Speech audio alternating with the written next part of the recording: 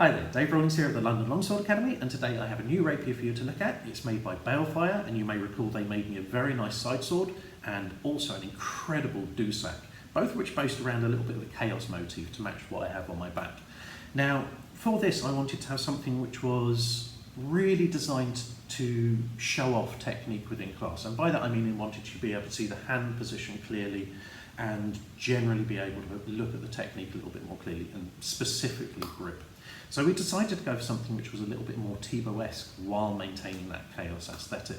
So what we have here is this. Okay?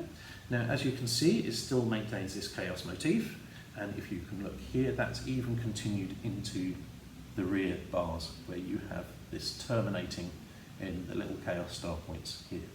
So for a Tebow rapier, this might appear sturdy. It feels perfect. This is absolutely lovely. This is actually, I try not to spar with this because it's an open port. Well, not an open port, where it has a lot of exposed areas where you can get stabbed in the hand accidentally. And over a long enough time curve, your chances of survival drop down to 0. You will get stabbed in the hand. So I prefer a cup hilt for sparring. But I couldn't help myself because it's beautiful to play with. And it's sturdy. This has stood up to quite a beating in a couple of sparring sessions. It's not something I'm going to do a lot, but Chris deserves respect for turning out something that is aesthetically beautiful and has taken a little bit of a beating. So the wire work on this is, again, good and functional. Not the most flash, but it does what it does. And I suspect he's gluing this in place because it's not really shifting.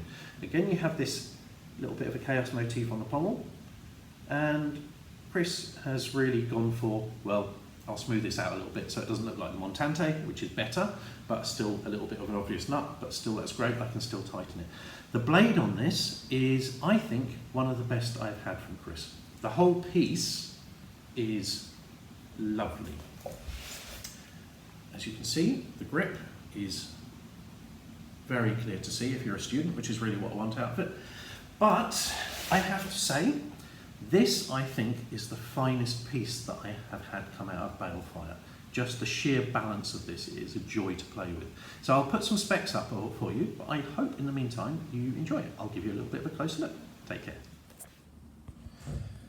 So, as you can see, starting from our incredibly attractive bullet tip, and I really recommend putting those on, as long as you're not going to twat around with these things insanely hard. They are a very good way of maintaining a little bit of extra safety. He's put a good hollow grind on the blade, which really helps keep the weight that little bit lower. And again, I'll put the specs of this all up. And you can see that hollow working going on the whole way up until it comes out into a slightly flattened part on the blade here. It's very, very beautiful. Then, again, the chaos motif and the hilt. And this lovely little touch of putting these arrows on the end of the barring on the back. So as I say, I think it's an absolutely beautiful piece. I think it's my favourite piece by Balefire for a long time.